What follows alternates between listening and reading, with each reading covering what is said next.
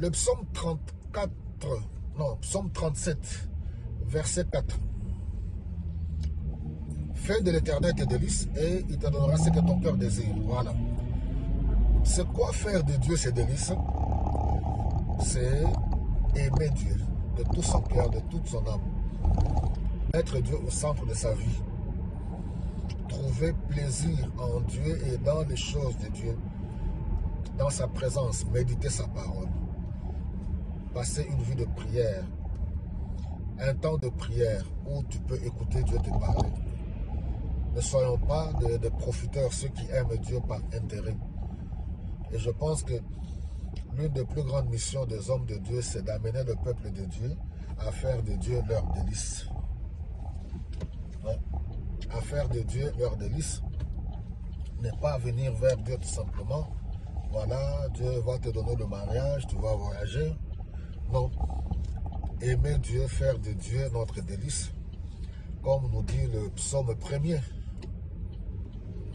Heureux l'homme qui ne marche pas selon les conseils de méchants, mais qui trouve son plaisir dans la loi de l'Éternel, qui la médite jour et nuit.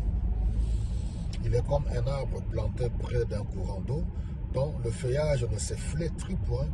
Tout ce qu'il fait, lui, réussit et il donne son fruit en son temps.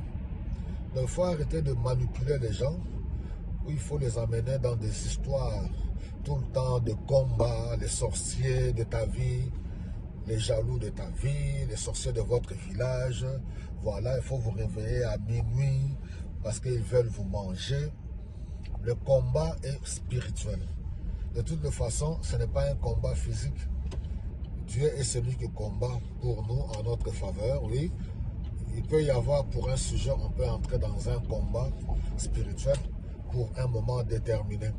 Mais nous devons amener le peuple de Dieu à aimer Dieu, à vivre loin du mal, à abandonner le mal. Les gens doivent se convertir convenablement, apprécier la présence de Dieu dans leur vie, grandir avec Dieu, trouver ce délice, le plaisir, le merveille dans la présence de Dieu, communier avec Dieu et être utile dans la société.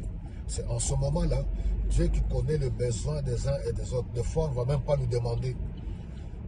On ne va pas nous demander, Dieu connaît ce qui est bon pour nous.